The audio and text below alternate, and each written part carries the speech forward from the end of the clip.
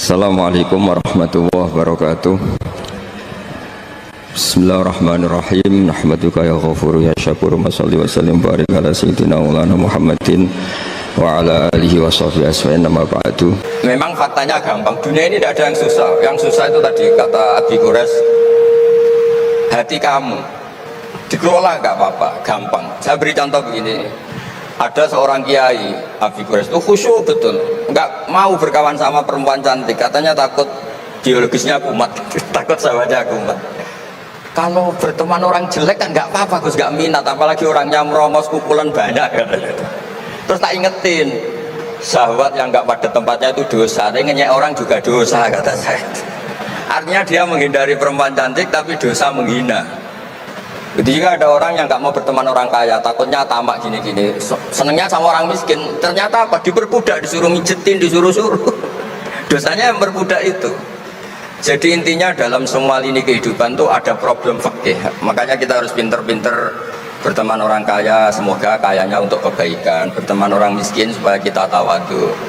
Melihat alumni UGM yang sukses kita bangga.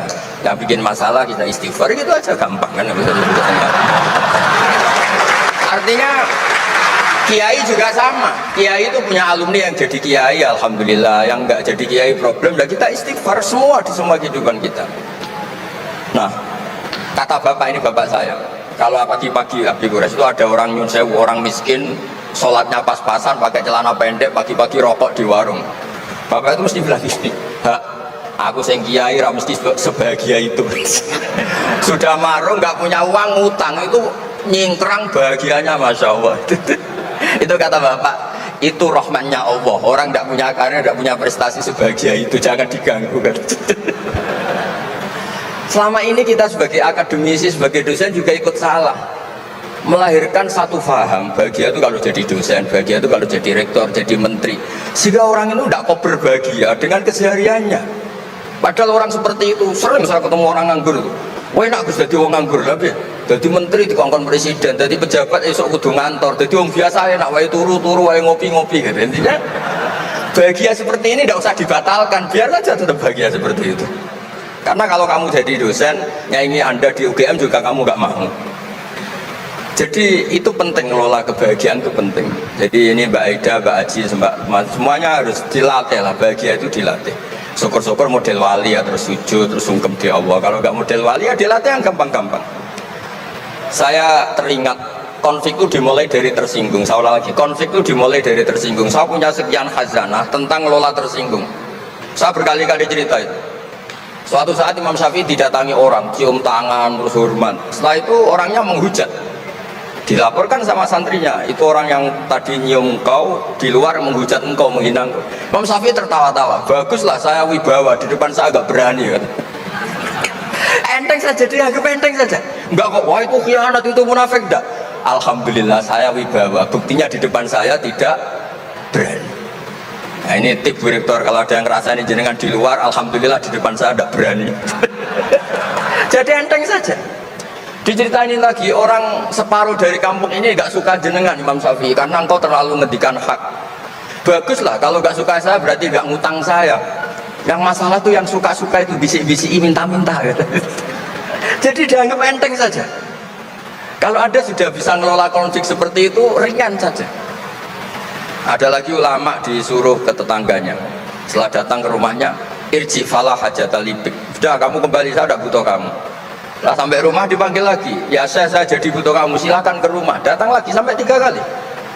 Dan setiap dari 3 itu ulama tadi senyum, senang, puas sekali. Akhirnya pemuda tadi tanya, engkau saya bully, saya kerjain kok tetap senang ceria. Sampai 3 kali. Ayo datang ke rumah saya. Setelah sampai rumahnya, sudah pulang aja, saya tidak butuh kamu. Setelah di rumah dipanggil lagi, Pak Yai jadi acara di rumah saya. Setelah di rumahnya, sudah saya tidak butuh kamu, pulang. Sampai 3 kali. Dan fikul lil marroh, di fitil kal marroh, di semua itu beliau senyum, senang menikmati. Terus tanya pemuda tadi, kenapa engkau tetap senyum-senyum menikmati? Saya ini penghamba Allah sejati, senang saya sama ajarannya Allah, disuruh menghormati tetangga. Kamu tetangga saya, minta saya datang ya datang, puas kamu nyuruh saya pulang ya saya pulang. Alhamdulillah saya jadi hamba Allah yang baik, ngikuti perintah Allah, hormat tetangga. Sama kita di Indonesia gitu. Kalau Anda tidak sepaham dengan presiden atau dengan bupati, perintah Allah itu hubungan dengan mereka baik. Cocok tidak cocok harus baik. Itu perintah Allah. Jangan yang cocok di kita membebek, nggak punya prinsip, nggak punya ideologi. Saya diundang di sini, kalau nuruti nafsu saya tidak cocok. Mungkin kiai kok diatur-atur. Tapi perintah Allah disuruh hormati kawan. Kata Rasulullah di sebuah hadis, inna min abaril birri silatar rajul ahla wuddi abih. Kebaikan tertinggi itu adalah berkawan baik sama teman bapaknya. Saya ini dekat sekali sama Profesor Zaini Tahlan, sehingga harus hormati putrinya. Sebetulnya wajib hormat itu dosen UGM, kalau nggak dipecat kan. Tapi saya punya konstitusi sendiri. Jadi kalau hidup kamu sudah bertautan dengan Allah, semuanya indah. Maka yu'minu billahi wal yaumil akhir falyukrim jarahu. Kalau kamu iman sama Allah dan Rasul, hormati tetangga kamu. Bukan pakai hukum sosial. Kalau baik saya baiki, kalau enggak. Berarti Anda terdikte oleh makhluk. Terdiktelah oleh Allah Subhanahu wa taala yang suruh supaya kita selalu baik. Nabi mencontohkan ada 3 tetangga. Satu punya 3 hak, yaitu dia muslim, dia kerabat kamu, dia tetangga kamu. Yang 2 punya 2 hak. Dia muslim, dia tetangga kamu, tapi tidak keluarga kamu. Yang 1 punya 1 hak. Dia tidak muslim, tidak kerabat, tapi itu tetangga kamu, yaitu non muslim. Juga harus baik. Suatu saat Khalilur Rahman Ibrahim ditemani orang Majusi, umurnya 70 tahun. Cerita ini ada di Ihya, di Ar-Risalah Al-Qusyairiyah. Ya meskipun ini tidak bidang Pak Munjid, tapi referensinya saya sebut sebagai penghormatan pada UGM. Kamus keren, masa ngomong tanpa referensi. Nah, itu nanti ini pasar gelap kata beliau. Kalau ada kiai yang referensinya tidak banyak, kata beliau pasar gelap katanya. Saya minta makan kali ini saja. Kata Khalilur Rahman Ibrahim, hatta tuslima, kamu harus Islam dulu. Terus orang ini putus asa. Wallah itu sudah pulang. Setelah sekian meter sama Nabi Ibrahim, sama Allah, Nabi Ibrahim dikasih wahyu. Ya Ibrahim, kamu tidak mau ngasih makan orang itu meskipun hanya 1 hari. Tidak, karena dia masih kafir, non muslim. Utimuhu ala kufri mutsab'ina sanatan. Itu orang sudah umur 70 tahun, tidak pernah kelaparan. Sayang Tuhan saja ngasih makan, kamu manusia tidak mau. Jadi. Terus dipanggil akhirnya, ya Majusi sini, tak kasih makan. Kenapa kamu rubah? Ditegur sama Tuhan, karena kata Tuhan, saya yang Tuhan saja, yang dikafiri dia tak kasih makan, kok kamu manusia kok ribet. Akhirnya dikasih makan. Jadi contoh-contoh muamalah kebangsaan, beda agama itu cukup, referensi kita cukup. Yang nggak cukup adalah pikiran kita yang sempit, itu masalahnya pikiran kita. Wong Islam itu kepenak, enak betul.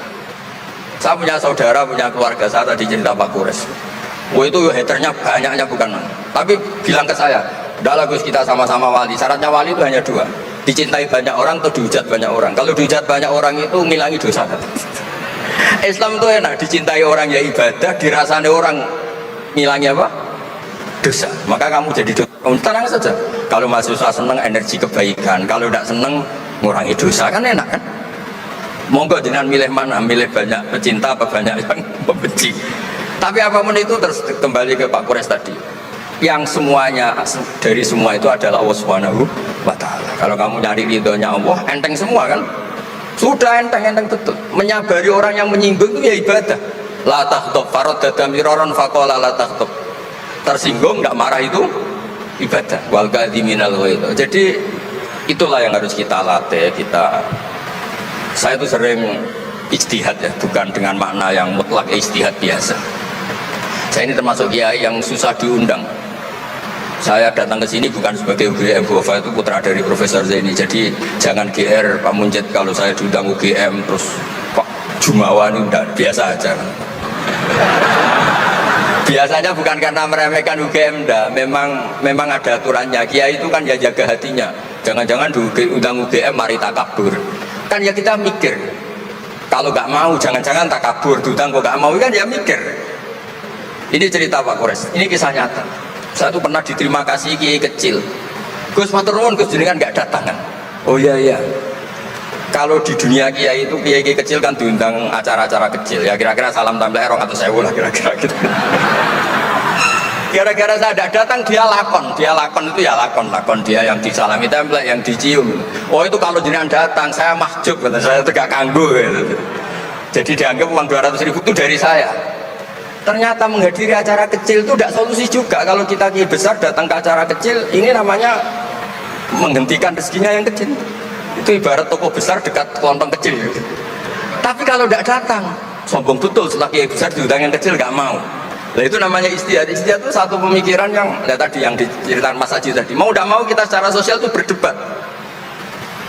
Sebaiknya kita ini merakyat apa enggak? Kalau merakyat dengan tema-tema rakyat, urusannya makan, mungkin kita tidak jadi negara maju. Jadi kalau terlalu tema-tema besar, jangan-jangan lupa ngasih makan. Ya sudah, itu istihad. Ini yang terakhir saya cerita perbedaan pendapat. Dulu Al Haris Al Muhasibi itu pernah punya ide. Ini temannya Imam Ahmad, temannya Imam Syafi'i. Ya Imam Ahmad saya mau ngarang buku tentang menolak faham-faham Mu'tazilah, faham-faham yang nggak benar. Menurut Anda gimana? Jawabannya lucu. Jangan, katanya. Kenapa? Sebelum Anda membantah mereka, meluruskan mereka, pasti Anda cerita argumentasi mereka. Ketika cerita argumentasi mereka, jangan-jangan mereka lebih tertarik argumentasinya Mu'tazilah daripada argumentasi Anda. Berarti Anda ikut menyebarkan kebid'ahan itu. Terus, oh iya. Nah ini mohon maaf, ini masih UGM yang masih muda-muda ini.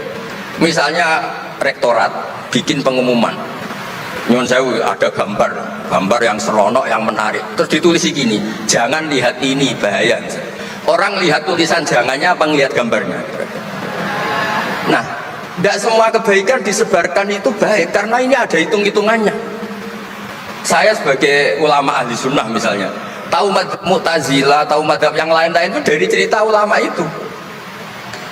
Jangan-jangan ketika kita cerita bahaya NKRI misalnya, kita ini mencintai RRI justru karena baca buku bahaya NKRI dalam ambang apa. Setelah baca terus tahu ekstremis, tahu ini itu, malah benci NKRI. Padahal kita ngarangnya demi persatuan NKRI, tapi kita tahu problemnya dari nulis.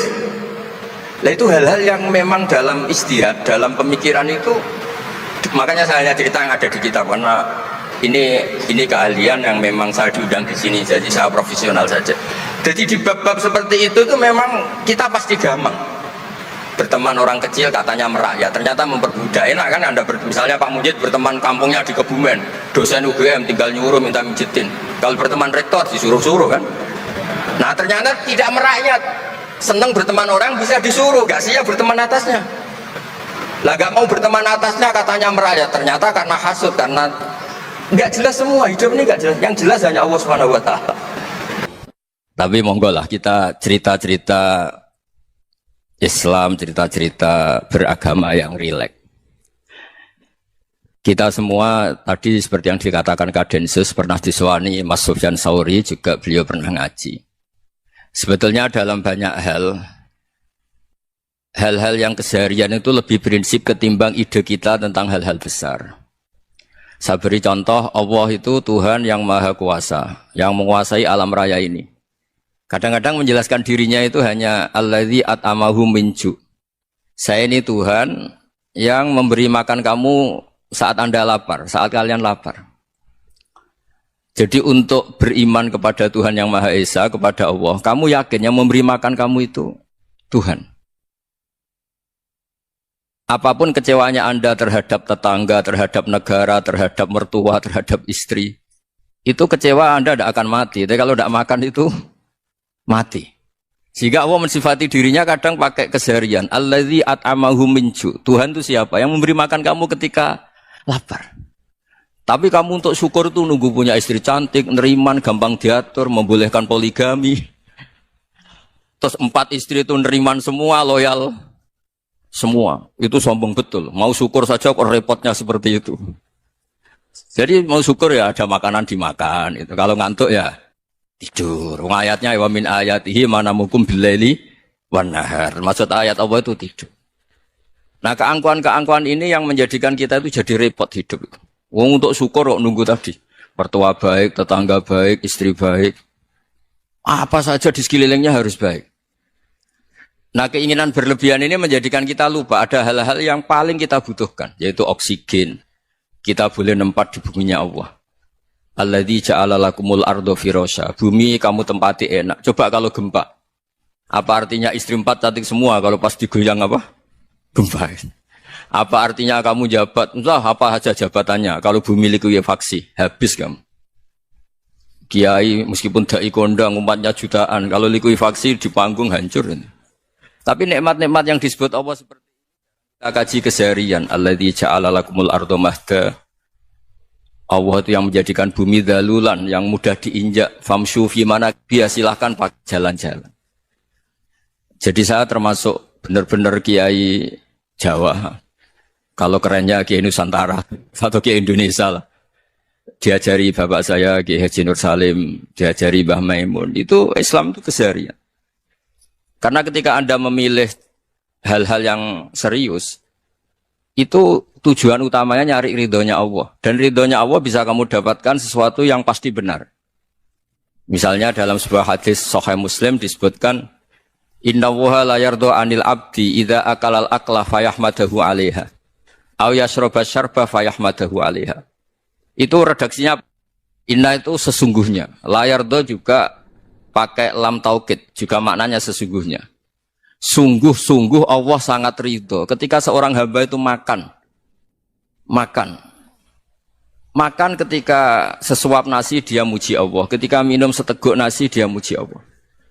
Itu kalau orang diridhoni Allah itu wali betul. Itu untuk jadi wali itu gampang. Kamu makan ridho. Kamu ninjak buminya Allah ridho seneng. Kamu hidup keseharian aman seneng. Nah ini supaya sampean kita semua lah. Kita semua ngaji. Betapa panduan Rasulullah untuk menggapai ridho Allah itu banyak yang keseharian sekali. Saking kesehariannya banyak dalam hadis dan itu sahih. Nabi menyebut hal-hal yang keseharian. Hatta ma tas'alu fi fimra'atika. Kamu punya uang, kemudian istri kamu bisa makan, itu ibadah. Bahkan sebagian ibadah itu dicontohkan Nabi yang akhirnya diprotes sahabat.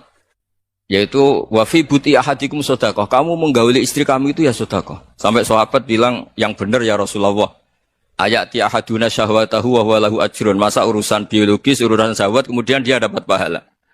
Nabi menjawab, alai salawadu'aha fi haramin aka'ana alaihi wisrun. Bagaimana kalau dia meletakkan ke yang tidak benar, itu kan dosa.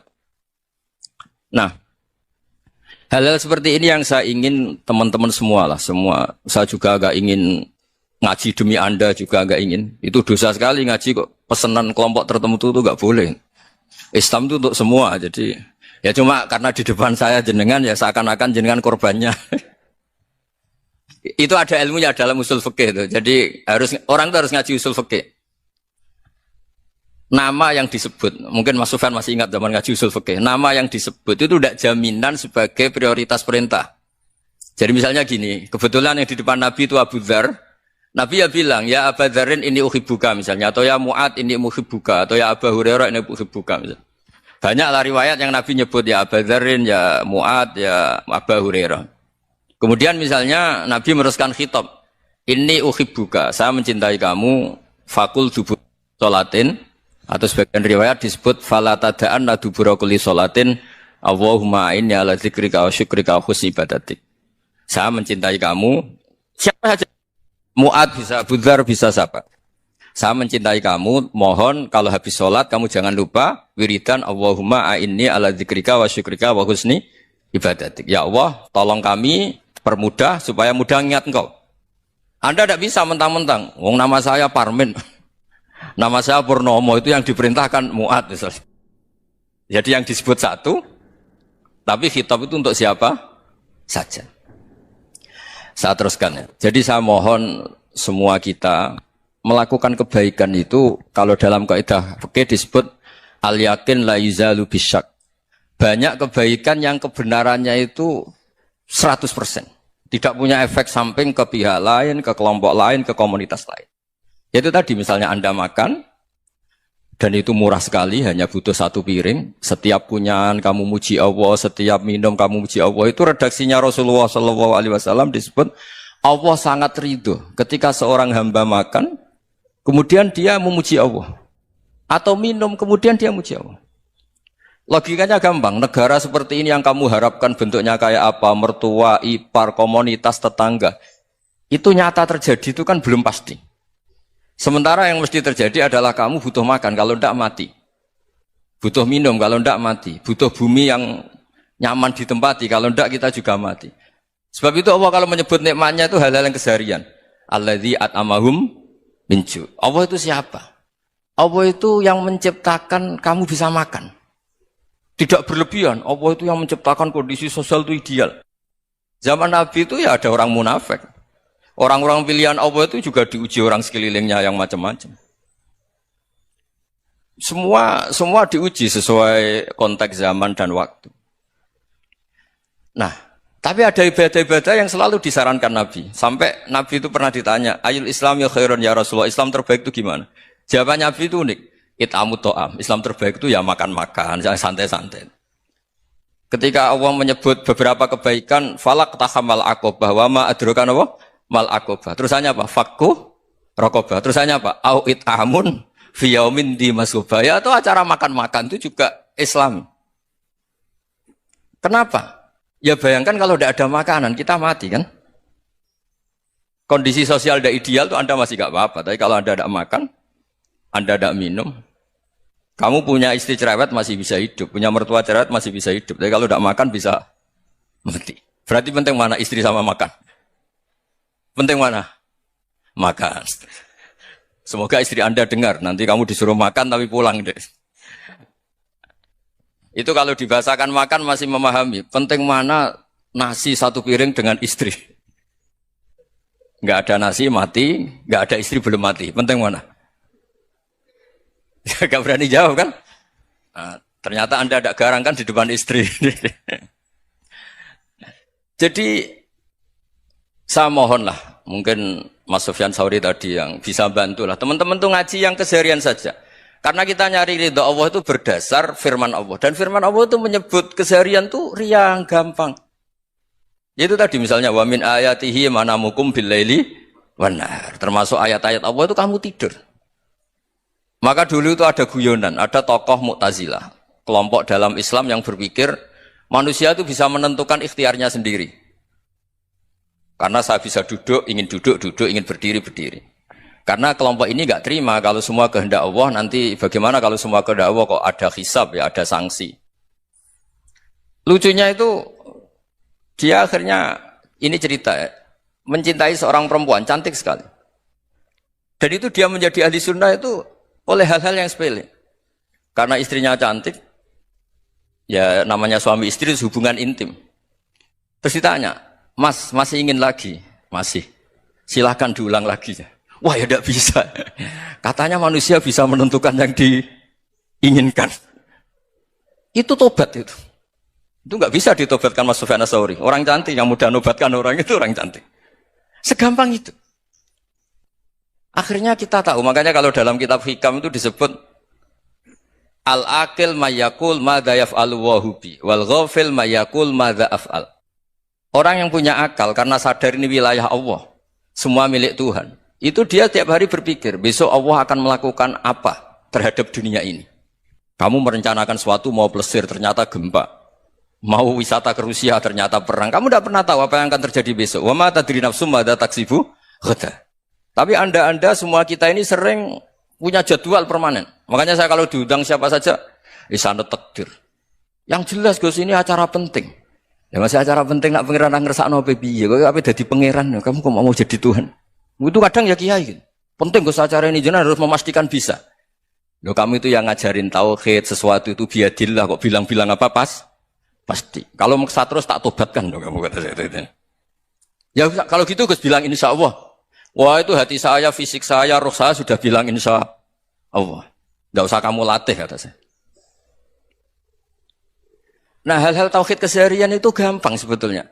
Wal ghafil yaqulu madza af'al. Tapi orang yang lupa Allah dia setiap hari bilang, besok apa? Kita bisa melakukan apa? Seakan-akan dia itu aktor, dia penting, dia subjek permanen, dia. Padahal kita ini hanya objek kehendak Allah Subhanahu wa taala. Karena kita yakin sesuatu yang terjadi di alam raya ini kita tidak bisa apa-apa. Makanya saya sering ngaji, sering bilang saya. Ketika Anda mensifati Allah, Dia yang menghidupkan. Sudah itu tanamkan, sehingga ketika kita mati, santai saja. Kenapa santai? Allah punya cara menghidupkan kita. Zaman kita hidup juga gak tahu caranya ngelola jantung, ngelola paru-paru.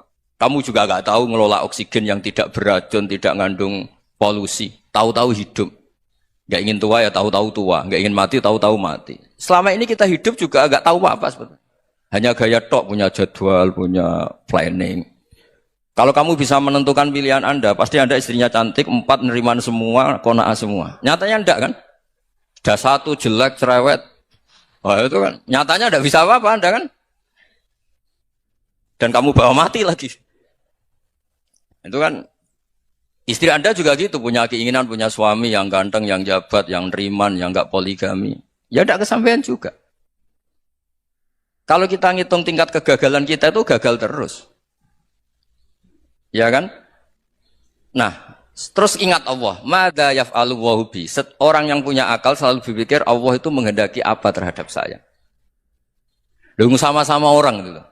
Ngelihat orang yang serius, itu kata Anda itu pemikir berat, serius. Senang punya tokoh yang merengut karena kamu anggap serius. Tapi sebagian orang anggap orang yang serius itu wong merengut, wong masam, wong muka kok ditekuk.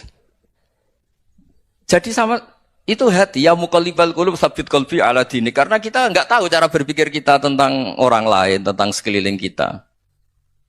Misalnya kita orang baik yang jenis ngrumat fakir miskin. Ada orang bangun masjid mewah itu janggal. Apa artinya masjid mewah kalau banyak orang kelaparan?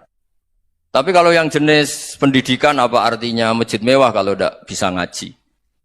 Nanti yang jenis infrastruktur apa artinya ini kalau semuanya punya sudut pandang yang berbeda-beda. Dan Islam mengapresiasi semua kebaikan. Tapi katakan semua kebaikan itu adalah kehendak Allah Subhanahu wa taala. Karena apapun baik Anda itu pakai fasilitas yang diberikan oleh Allah Subhanahu wa taala. Sehingga ini yang disebut qulillah tsumadarhum fi khawdihim yal'abun. Ya kembali tadi ke tema-tema bahwa keseharian Anda ini sudah Islami. Saat Anda tidak bisa melakukan apa saja. Saya sering ada jenazah, biasanya kalau tetangga meninggal saya sering disuruh ngelepas. Saya bilang orang ini baik, karena sering ngelamun di rumah, sering nganggur di rumah. Ditanya sama anaknya, kenapa Gus nganggur baik? Ya kalau dia nganggur artinya juga agak berbuat sesuatu yang maksiat kan? Ya kan, orang nganggur di rumahnya ya tidak bunuh orang, tidak maling, tidak korupsi, ya namanya nganggur di rumah. Lah cuma istri cara pandang nganggur gak menghasilkan uang gitu. Tapi juga gak menghasilkan kriminal kan? Jadi sebenarnya Islam itu makanya kalau sampai ngaji usul fikih itu ada kitab usul fikih namanya Lubul Usul, itu terkenal sekali di pesantren itu. Itu kalau ngapresiasi keseharian itu luar biasa. Izma min mubahin illa wa yatahaqqaqu bihi tarku haramimma. Karena keseharian yang mubah saat Anda lakukan itu ada kehebatan yang luar biasa, yaitu meninggalkan haram. Makanya dulu banyak orang-orang alim ketemu temannya itu guyon sampai semalaman. Itu biasanya yang semangat Islam itu kiai kok ndak tahajud, kiai kok ndak witir. Orang yang sedang mapan uangnya banyak, malam itu tidak kelayaban itu sudah luar biasa. Melawan nafsu supaya tidak maksiat itu sudah luar biasa. Supaya lupa guyon sama temannya semalaman sampai subuh. Gejolak-gejolokan ngenang zaman miskin, zaman kuliah nggak jelas, zaman apa. Melihatnya jangan tarkut tahajud. Seperti ini meninggalkan tahajud, tapi meninggalnya ini talkul muharramat. Jadi kayak apa hebatnya?